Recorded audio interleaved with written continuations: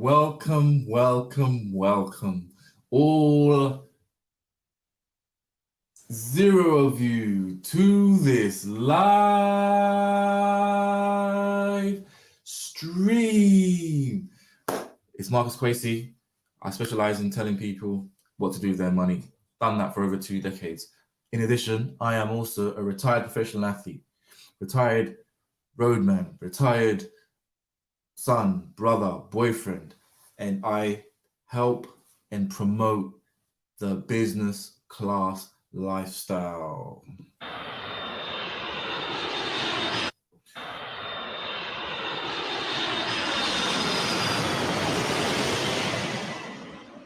Just got to let the air traffic control through.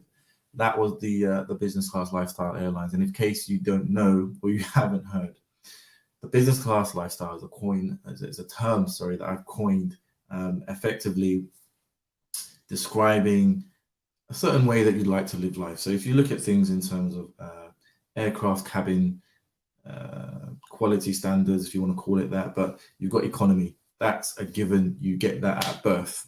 You've then got premium economy. You do a little bit of work in life, you can live a premium economy lifestyle. You've then obviously got above that what I would term the business class lifestyle. So that's where you can go on a couple of holidays a year. You can even fly first class. You won't feel it. You can do a number of different things, but you're not necessarily at that celebrity level where people recognize your face and you can't move freely. It's that space right in between premium economy and first class. And the main point is that I think everybody can get to that level with a great deal of consistent work and a specific skill or a trade. I think that's possible. It comes to living the first class lifestyle. Hey, I mean, it's possible, but sometimes you need to be touched by God to get to that level. So today is quite an interesting one. If you're based, for example, in the UK, this is a live stream. It's a very late live stream. And as you can see, the title of this stream is The Whole Truth About Work-Life Balance and Well-Being Hustlers. And today we're going to touch on something that, people find maybe a little bit uncomfortable and try to make the actual thing that it is a little bit more fluffier and more palatable. So we're going to talk about work-life balance. We're going to give it a definition.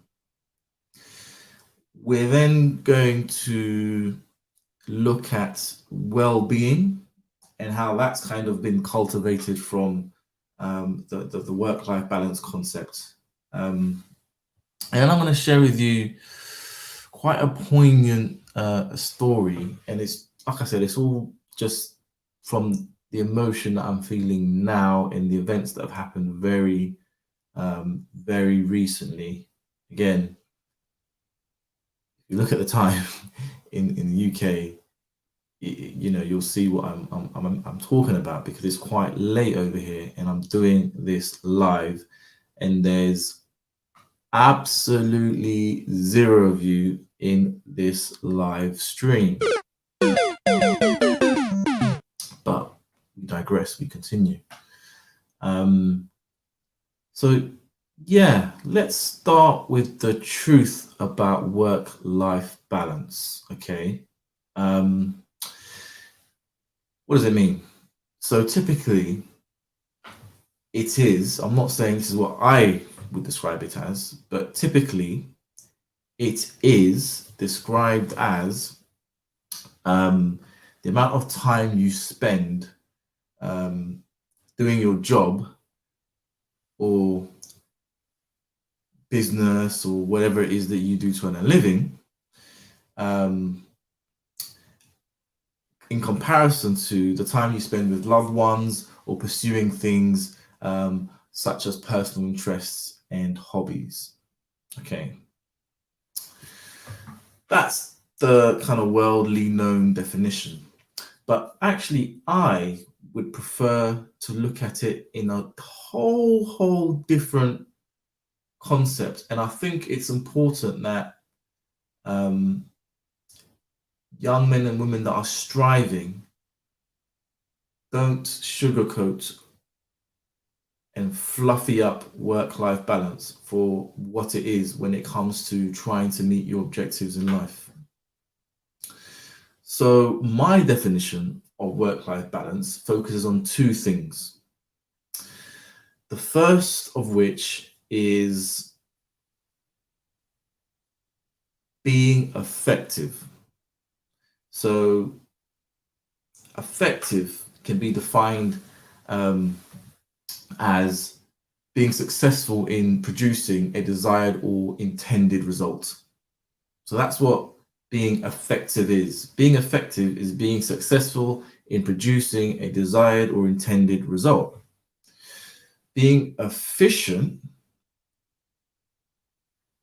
which is also part of my definition, that's defined as achieving maximum productivity with minimum wasted effort. And you see, these two things, efficiency and being effective, is the crux of my definition of work-life balance. So my definition focuses on the fact that working efficiently is great. You know, if we look at the traditional definition there, they're talking about, you know, what you do to earn a living versus stuff that you do for fun, your interests, your hobbies, spending time with your loved ones. That's all good and well. But my definition focuses on the fact that efficiency is only great if you can actually get the job done. And work-life balance is only a thing if you're actually able to do the things that you actually want to do. So you still need to do the things that you want to do in your professional life to advance that, and you still need to be able to have the time to do things like hobbies and interests and spend time with your loved ones as well. But do you need to do all of those things in equal amounts at equal times, all at the same time? Is that effective? And is that efficient? Give you some time to think.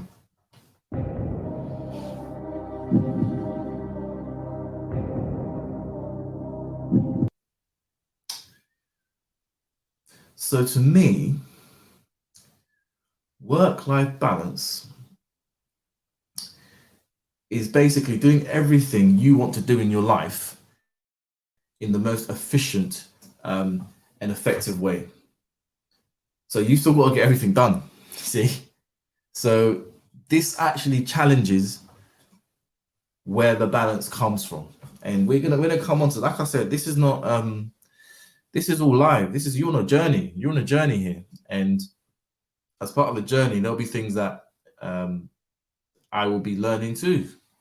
Things that I will bring in as and when. And I'm telling you, man, this week,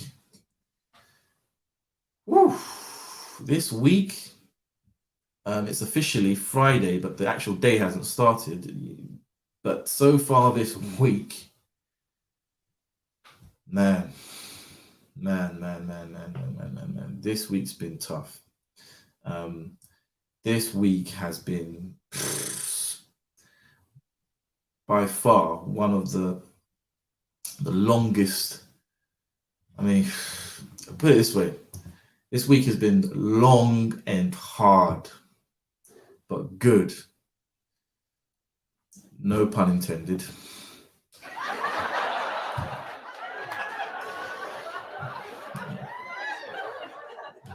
Not that funny, but this week has been long and hard, pause, but good. And it really made me start to think about that concept of work-life balance, what it's typically known as and what it really is. So today, for example,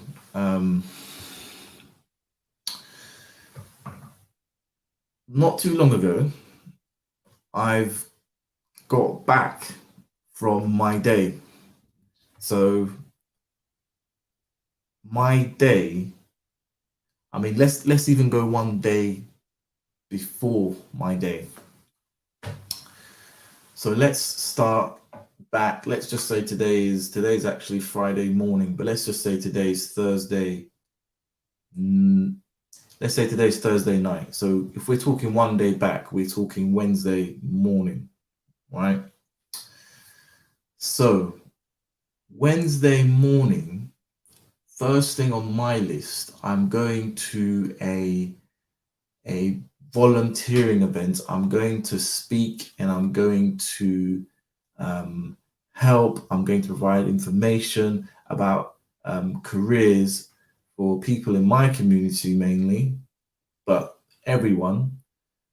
And I'm going to talk about careers, especially the career that I'm in, which is very underrepresented amongst people in my community.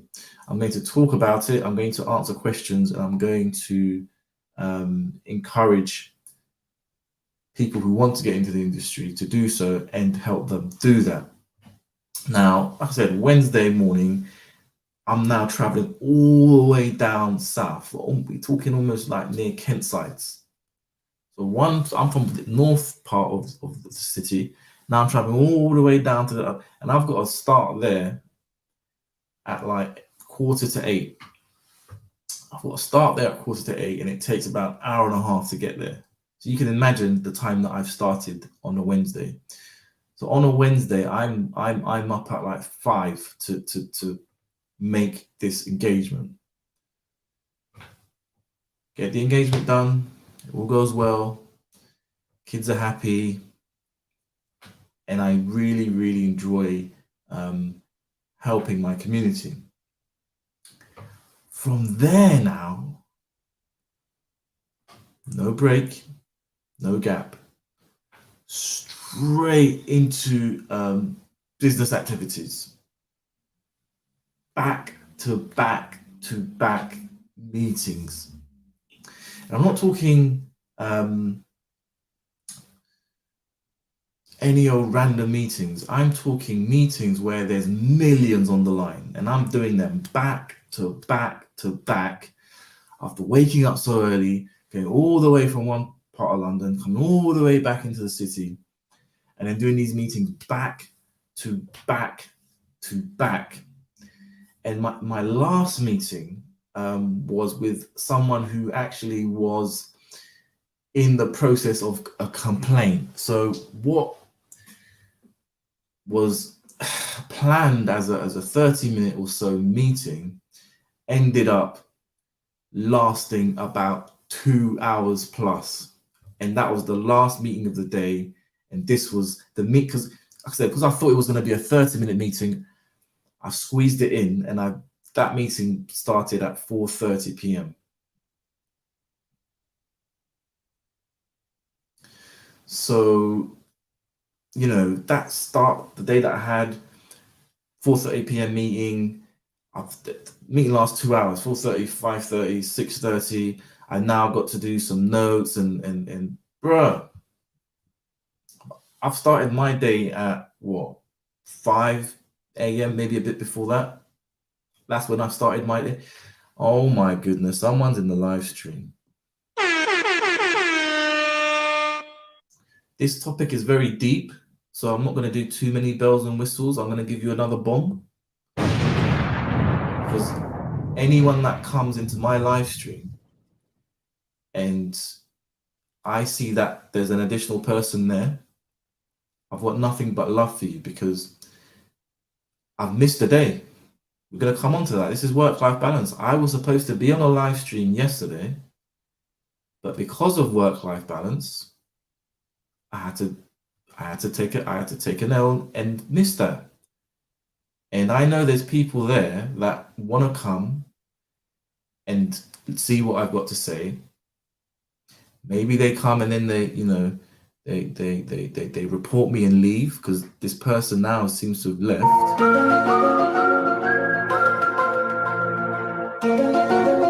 So I don't know what these guys are doing in the background, but the fact that you even come in, honestly, I appreciate you. And it really drives me and motivates me, encourages me, because like I said, behind this is just plastic. And I really wish that, even if it's just a like or just a hello in the comment section, you would just make yourself a bit more visible, because it really does motivate me to even know that there's people behind what to me is just a camera. But I digress. So my day was painfully long. You guys, I haven't painted the picture properly. So if I woke up at 5 a.m., which I don't typically do, I've had to, because it's not the time I wake up, and my organization is not like that. I'm not used to waking up that early and being so hungry. So I've not had breakfast. I've gone into this kids event. I've got kids, lots of energy running around, and me trying to explain things to them and talking about different types of qualifications in the industry and hearing what their skill sets are and what their strengths are, and really kind of enjoying that youthful energy that they have. And then from that to traveling all the way back to the other side of London, my eyes, I'm kind of like that at that point. This is only midday. Haven't eaten. I've had travel, something. I mean, you can't really call it jet lag, but an hour and a half journey there one way and another hour back. I was hanging. I was genuinely hanging by the time I got to the office. And when I got to my office, I still had 3 meetings back to back to back. And so by the time I got into my last meeting, I had absolutely no energy. And guess what? That was the meeting where the guy was already complaining.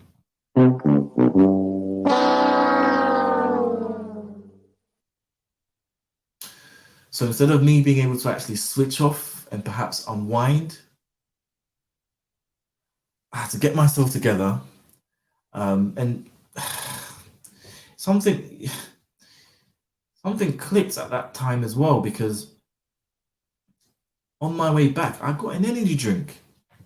And I don't know if you remember the Great KS, the Great Lake KS, very, very,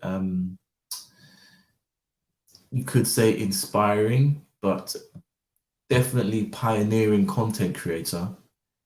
He would always be doing these live streams and he'll have a Red Bull.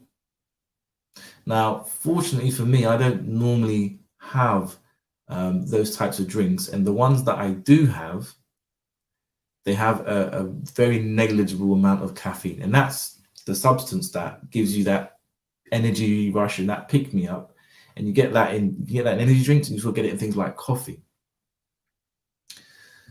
But I hadn't eaten, and I needed that energy. So I got a small little can, and I gulped that down.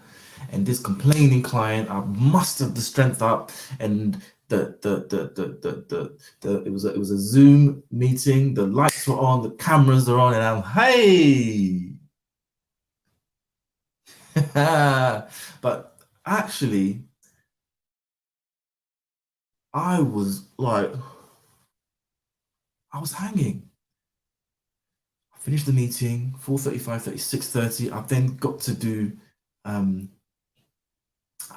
do notes and admin, follow-up work. And then I've also had a work event, a little work team social thing. And I wasn't gonna go to that. I was not gonna go. I was in no shape to go to that. But I passed through. And by this time you're looking at about 8:30 p.m. from starting my day at 5. So what's that? 5 a.m. to 5 p.m. is 12 hours. 8:30 p.m. makes that about 15 and a half hours, a 15 and a half hour day. And on top of that, it's not like you were just sitting there for 15 and a half hours. You were actually doing all that travel. So you got that jet lag going on. I don't know if you've ever had those days, just those just draining, long days. You're getting things ticked off and boxed off. Don't get me wrong. But it's just took the weight and soul out of you, just because the energy that you had to expand, and the energy that was just taken from you just by being jet lagged and having to travel so far. And so I was briefly at the event. People must have thought something was up, but I was briefly at the event. I showed my face and I was out of there. Another 45 minutes again to get from where that event was located back to my home. I opened the doors, kicked the shoes off, took off my coat. And what I really wanted to do was I wanted to jump on this live stream at some point, but I just didn't have it.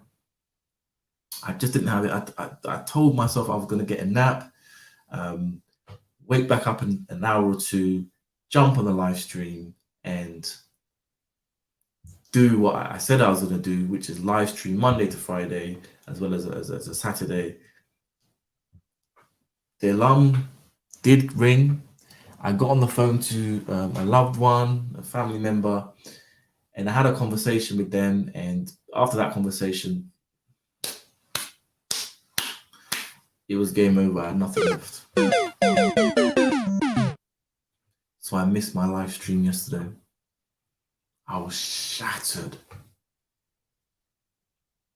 Something I do, which I probably should make some adjustments to, but before I go to sleep, I always check my work mobile.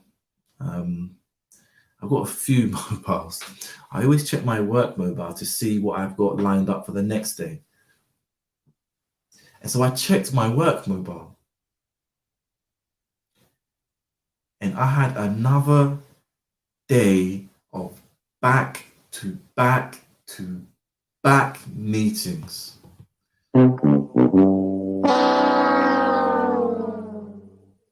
It wasn't going to start so early, but effectively, I had a couple of hours sleep on that Wednesday.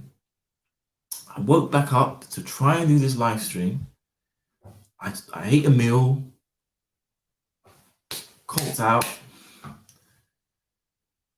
and I had to wake up again in 2 hours to go back into the office for another day of really 3, but there's some internal kind of meetings that I had to attend, but 3 main business meetings.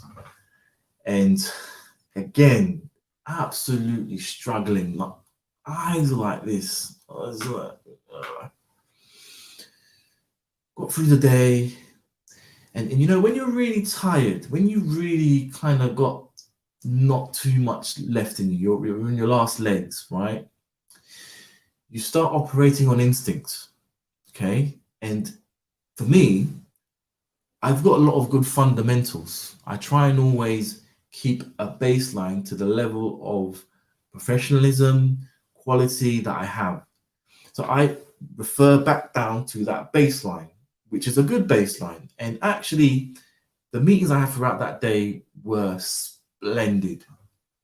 All the clients and my colleagues who were with me on these meetings were so complimentary. They had no idea the type of day I had that day and the day before, and the work-life balance element there was getting into play. And the actual reason for this topic today was actually when I was on the way back home from today.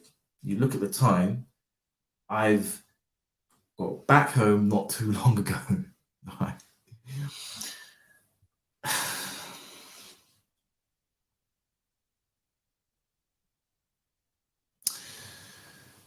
So anyway, one of the ways that I get home is I can actually take an overground line, which is very efficient. If you can get there at the right time, you don't have to wait too long for it.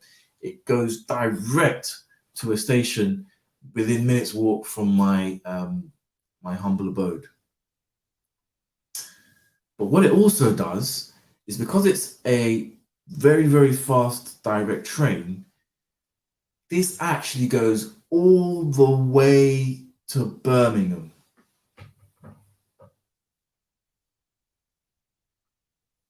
So I get on the train, I'm the first stop out. It's probably about 15 minutes or so.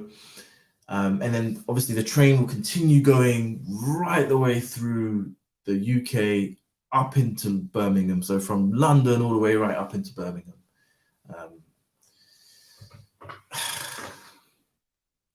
I've got on the train, timed it right, got there early, got my seat, sat down, and I've fallen asleep like that.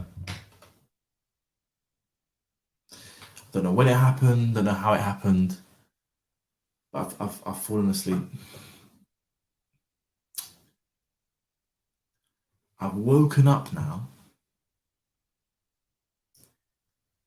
and I'm looking around me.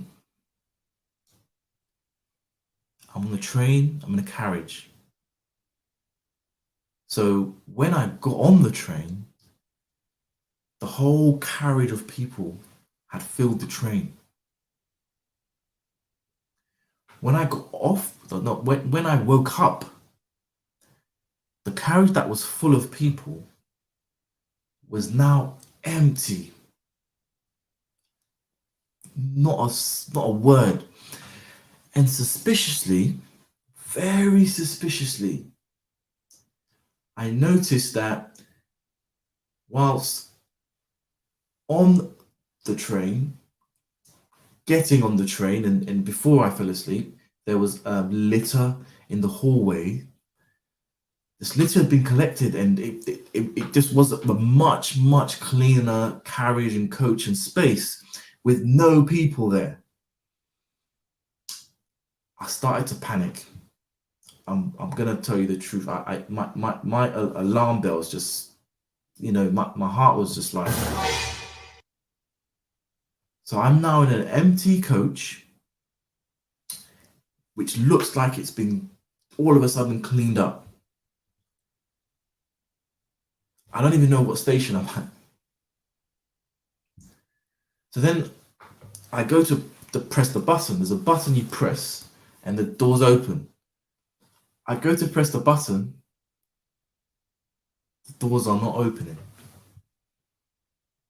I ran down to the next coach and I go and press that button again. The doors are not opening. Now I sort of really start to really panic, because I checked the time on my phone and it's probably 1 a.m. And sorry, I missed this part. So today, let's just call today Thursday, I had my back-to-back meetings, and I had promised a colleague that I hadn't seen in a while that I would meet up with him. So I met up with him in the city before then getting this speedy train absolutely shattered.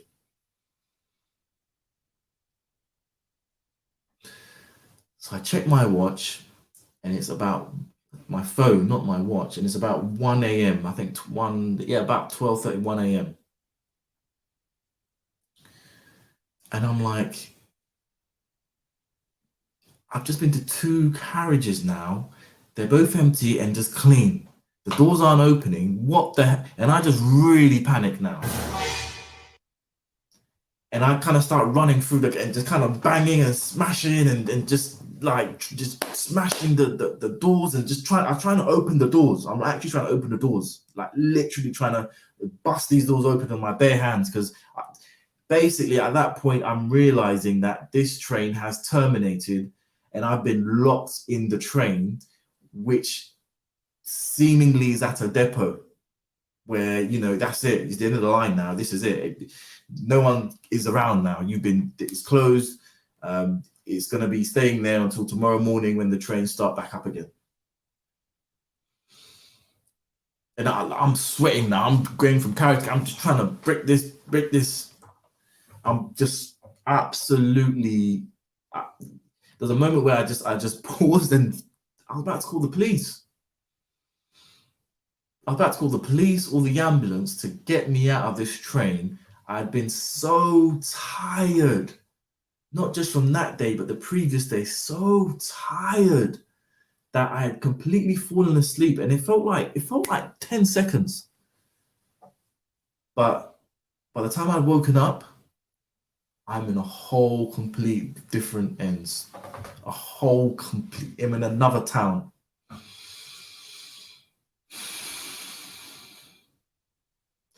And on top of that, I'm locked in a train that's not going to be moving until the first train starts in another 5 hours the next morning. So I'm just like, what is good? I take my suit blazer off. I'm kind of thinking, do I have any like nuts? I'm thinking survival. I'm thinking survival at this point. I'm thinking like, what the hell is it's cold in there? I'm thinking, what on earth is going on?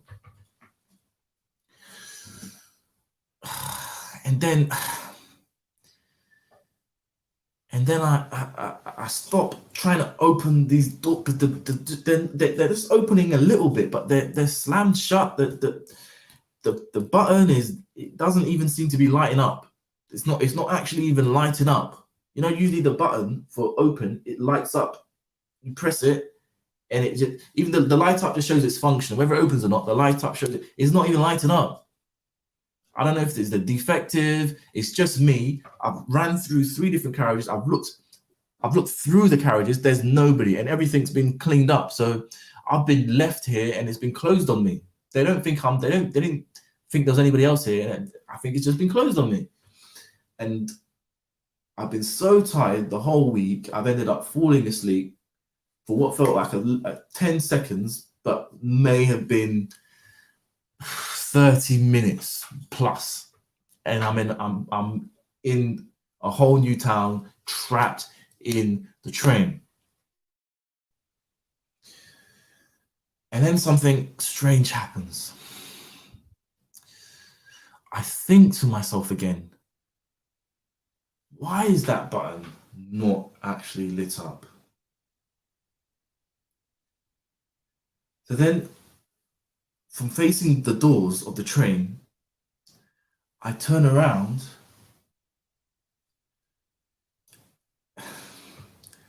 and I see that the doors I actually need to exit from are the ones opposite. And this door that I had been banging on at was actually taking me onto the tracks, and that was the door taking me outside onto the platform. I pressed that button and the doors opened.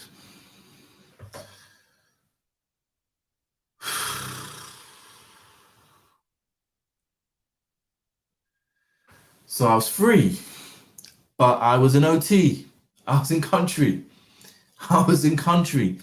And luckily, there was a very, very, very, very late night train going back into London, right?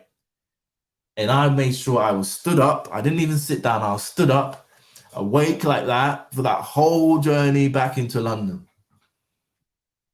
But again, the fact that I was so tired, the fact that I fell asleep, went to a whole nother town on the train. When I woke up, I was so discombobulated that I'm out here pressing the button to open the doors, and I'm not even clocking that I'm trying to open the doors that's going onto the track, and all I needed to do is go into the doors on the other side. and I'm running through carriages doing the same thing, and just all I needed to do was just turn around and use the doors on the other side. And that made me think about work-life balance, because you've got to get this right. But at the same time, looking at my definition as well, to me, work-life balance is still doing every single thing that you want to do in your life in the most effective and efficient way. So I still needed to make all those meetings. I still needed to go to that school and volunteer. I still needed to meet my friend that I haven't seen for a while now, since I left the previous company, and just catch up. I needed to do all of these things. So where does the balance come into it? Where does the balance come into it? And it's my belief that the whole concept of work-life balance has been misconstrued completely. And for any young professionals watching, work-life balance is not doing every single thing in equal proportions for an equal amount of the time. Work-life balance is simply getting everything that you need to get done in the most effective and efficient way. So you are going to have times where you're going to be stuck on the train, and you're going to have to be doing all-nighters, and you're going to be running from one side of London to the other side of London. You're going to have to miss your friends out. You're going to have to be doing the most to go from A to B, because it's that particular season. And it might be that season for a day. It might be that season for 3 days. It might be that season for a week. You might be in that season and on that grind for 3 years straight. You might not be able to say anyone for 3 years straight. But I'm telling you, when you get to that fourth year, and you've got that body of work behind you, you've got that level of experience behind you, you've got that knowledge behind you, in that fourth year, the way you will flow through that fourth year, it will balance. And not only will it balance, but what you'll see sometime is that because you've overloaded yourself, you've reached a level that you would never have reached having just been consistently working within a balanced approach, where you're methodologically working within the constraints of your day, as opposed to attacking life with full energy and maximizing everything you can do in that particular day or time frame until the job is done. And that's why my definition of work-life balance isn't, oh, because I've done my 9 to 5 now, after 5 p.m. I have to rest, or because I've worked throughout Monday to Friday, now on Saturday I have to. No. My definition of work-life balance is you need to get everything that you need to get done in the most effective, i.e. complete it, and efficient way, i.e.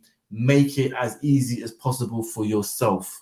And to add to that, what you need to actually think about when you look at work-life balance is covering those gaps, those areas where, if you are on that mission, on that grind, in that grease mode, those gaps that may well cause you to not be able to get to where you want to, and cover those gaps up with work-life balance. And big up somebody in the chat.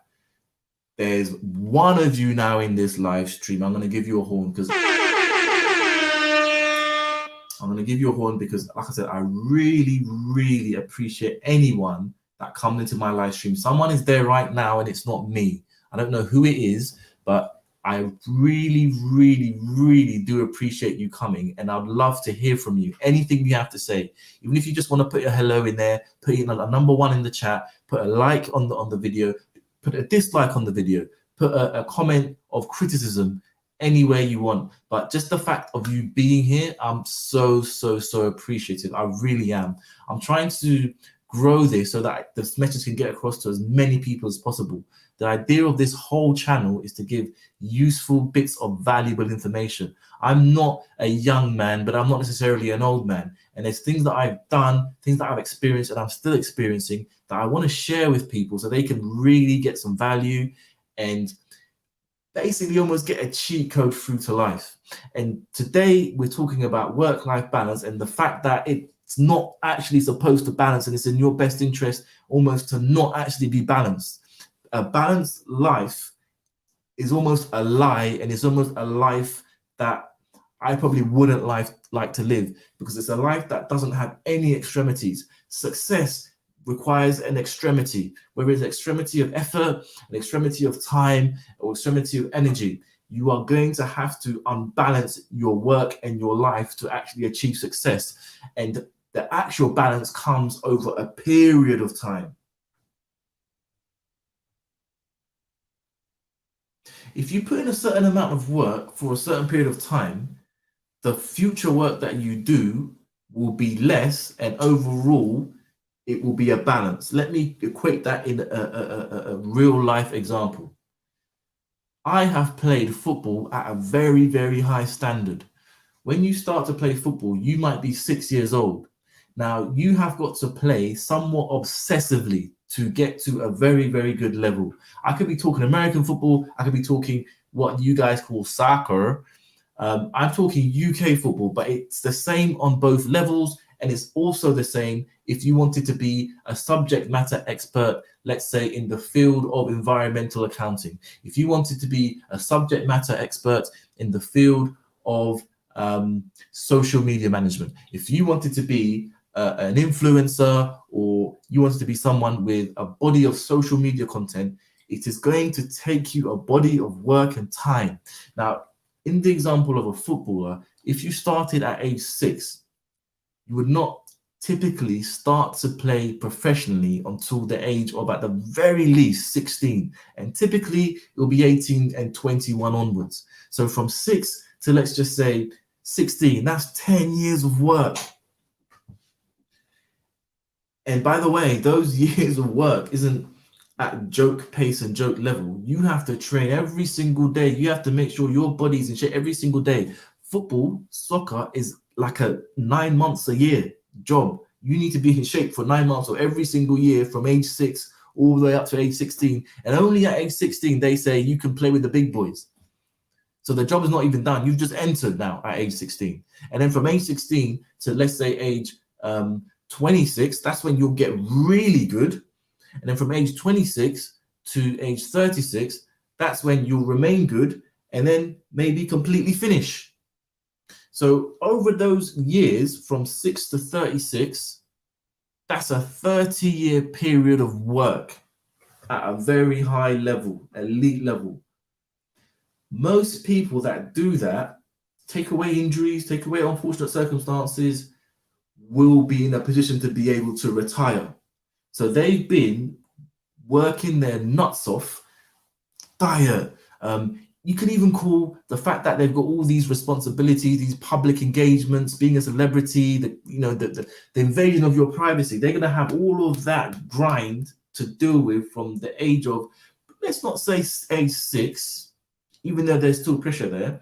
I'll give you 25 years then, from age 12, where they're starting to decide whether these people will actually get into the academies and scholarships and training contracts and so on. You can look at it in every field, law firms, but you've got to put in that upfront grind, relentless, dogged, animalistic energy and time, attention, and so on. But then when you have done that for a period of time, in this example, we're talking about an athlete, a footballer, they're typically retired at 35 and they don't need to work again. So given an average life expectancy of, let's just say 80, retired at 35, you've got another 35, 40 years where the intensity is not like it was before. You've effectively retired. Now, when you put the two together, 35, 40 years of retirement from your successes and work, and then 25, 30 years of grind and dedication and discipline, that's a balance.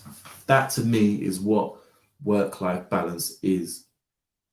But we're not done just yet on that, because also you see the emergence of the well-being hustlers.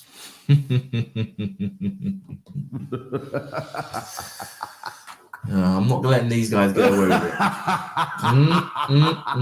They're not getting away with it. They're not getting away. Not tonight. Not tonight. Not with me. Right? I believe they've encouraged an era of snowflakism in some respects. Not in all respects. In some respects, a deceptive era of snowflakism brought on by these well-being hustlers. Let's talk about well-being. Let's talk about well-being. I've shared that story with you. Let's talk about well-being. They say well-being, or we're talking about the well-being is another term you can interchange with wellness, right? So well-being or wellness, this refers to this is what they call well-being or wellness. What is intrinsically valuable relative to someone. I'll say it again. Wellness refers to what is intrinsically valuable relatively to someone. I'll make you spend some time to make sense of that.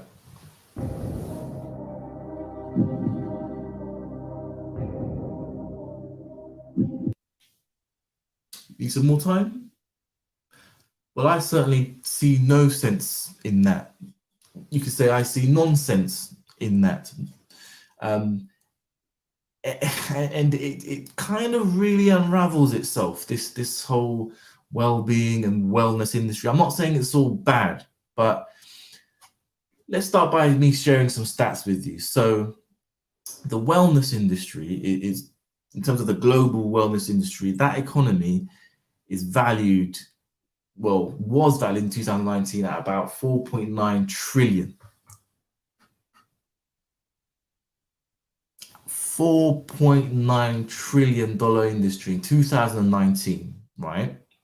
Obviously, the pandemic hit 2020. However, it's been currently growing at a rate of about 10% annually. And by 2025, the wellness industry is estimated to be worth some $7 trillion. First damn word come out your mouth, I got money. From 2019 at 4.9 trillion to 2025 at 7 trillion. So it's almost doubling, just under doubling in what, 4 or 5 years? This is the wellness industry. When I'm talking the wellness industry and the well-being industry, you kind of have an idea of the things that I'm talking about. So their definition, again, quite vaguely refers to it as what is intrinsically valuable relative to someone, but we all know it as wellness being ways to which to improve your work-life balance, improve or focus on trying to support that as best as possible. You have things in there such as mindfulness and education and tips in certain areas of wealth and relationships, and health and so on. But I'll come on to like my main gripes with the wellness industry. And like I said, it's not like the entire thing is a scam, right? I'm not saying the whole thing is a scam. I'm not saying the wellness industry is a scam. I mean, you've seen how it's just all of a sudden blown up in terms of the financial, economic value of that industry. But there are elements of it that we do really have to look at. And I'll come on to a few of these. You can call them hustles. You can call them hustles if you want. Now, the wellness space, we're talking, if you ever worked a job, we're talking in the corporate world where you will have these elaborate services and add-ons to what would normally be a quite straightforward remuneration package. You'll have these things like financial information. You'll have not just a gym membership, but you'll have some other this crazy cycling and this hula hooping, quite elaborate additional well-being add-ons. But that's not anything that I necessarily have an issue with, but the main areas that I look at the well-being industry and I'm thinking these guys are well-being hustlers is one, the overcomplication of well-being. Bruh, well-being is literally just making sure your subsistence is managed well. That's base level. We're talking eating, sleeping well, exercising every now and then. I mean, with my situation where I've ended up here on the live stream talking about wellness, my sleep hadn't been great because I've been working so hard and didn't have enough time to sleep. Early starts. Diet. I mean, I wasn't barely even eating. You know, I had a little energy drink, not necessarily, and it wasn't actually an energy drink per se, but it had caffeine in it. Not crazy amounts, but still, you know, it's not helping you. All you need to do is focus on the more basic and straightforward thing. But you know, in the wellness industry, they start talking about all these things like the sleep machines and cryotherapy machines, and this is for the normal person in a work setting. It seems quite excessive and a bit of a hustle in some respects. There's also the myth that living in a healthy, productive manner is somehow expensive. You have to buy everything organic. You have to go to these grand spas. You know, you can't just go to your local swimming pool. You can't just get some normal fruit and veg. You have to go organic. You have to try these weird seaweeds, and you just start to think, is this a little bit of a hustle? Is this piggybacking off? I mean, look at the growth and how it kind of links into 2019. You've obviously had the pandemic there. You just start to think. And like I said, in terms of work-life balance, my thing is you're gonna have to work. You're gonna have to work, you know, and if you want to go from A to B in an effective and efficient way, you might have to work and have a balance that is all work for a long period of time before you get some life. You might have to do work. You might have to do work before you then get some life. And that is a balance. So, you know, the fact that you're now trying to tell me it's not enough for me just to do all my hard work, drink a load of water, have some veg, do some exercise. You're telling me now I've got to do organic and I've got to do this, and it just reeks a little bit of over solutionalizing and trying to drag as much economic value as possible. Then another gripe that I've got is, and they sell this to corporations in a way. So they kind of sell the idea that by you being part of a massive wellness scheme, right? By you having seaweed, organic food, elaborate, overpriced spinning classes, by you giving that to your employees, somehow your employees will never go off sick. So that they sell it as a way to keep employees really happy at work and engaged. But if anything, knowing that these things are here and wellness is being promoted so much, you probably just feel more comfortable just to call in sick and down tools and be like, well, hey, look, we get wellness day today. I'm down in tools. Hey, I've got to look after I've got to make sure that my work-life balance is managed. So rather than these tools potentially helping the situation, actually my argument would be, well, they make it easier for people to call off sick and to just down tools and just think, that's me done for the day or for the week. You know, there's also a big element of the wellness industry just literally just trying to piggyback off of just being an extension of like the fitness industry. There's an argument to say there's not too much actually new. You can even extend it and twist it around, and physical fitness, mental fitness, spiritual fitness, economical, you know, working on things like your credit score, that's still kind of fitness, you could argue. So it's kind of piggybacking off that industry, knowing that that industry is quite a massive one. The fitness industry is massive, absolutely massive. And it's got a lot of stuff in there already. Diet, sleep. This is all in, this is not anything revolutionary. So I kind of look at it like they're, you know, they're begging it and reaching, and they're hustling and grifting here in some respects. And lastly, a lot of the things that maybe they put together as useful and helpful, there's not too much transparency around it, and the evidence to say it works sometimes isn't that clear or isn't there at all.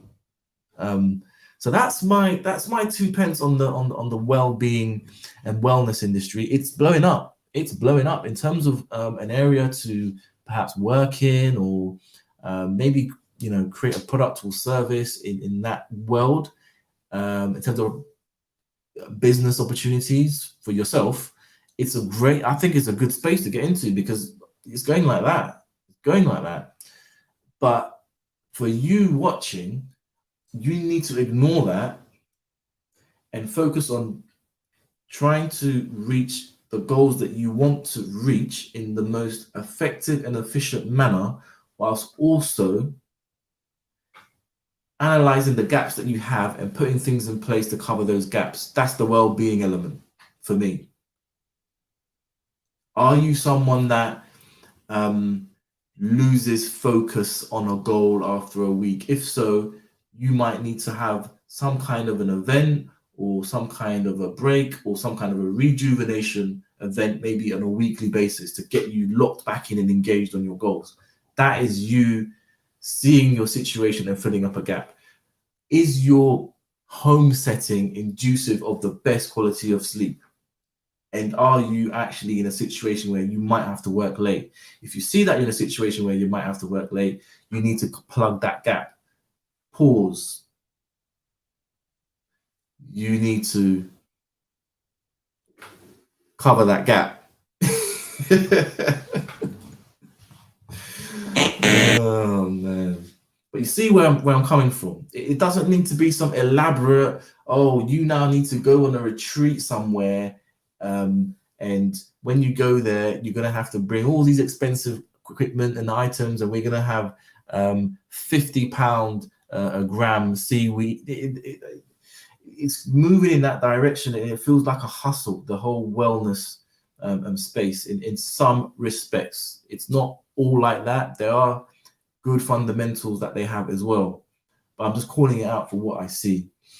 And for me, wellness industry is basically a derivative of work-life balance, but it kind of, in some respects, misunderstands what the real work-life balance is, and looks to create offshoots and problem areas within work-life balance, to which they can kind of market and sell elaborately, and perhaps not necessarily, and often expensively. So it's one to think about. It's one to think about. And I don't want people getting too dragged into that, because you need to focus on your goals. This is all about you. And you're going to notice in life, it's not necessarily what you've done, it's what you didn't do that probably means you've gone from A to B, or you've failed to go from A to B. So keep focused on the prize no matter what you do. It's actually okay to work a mazza, do an all-nighter. It's actually okay.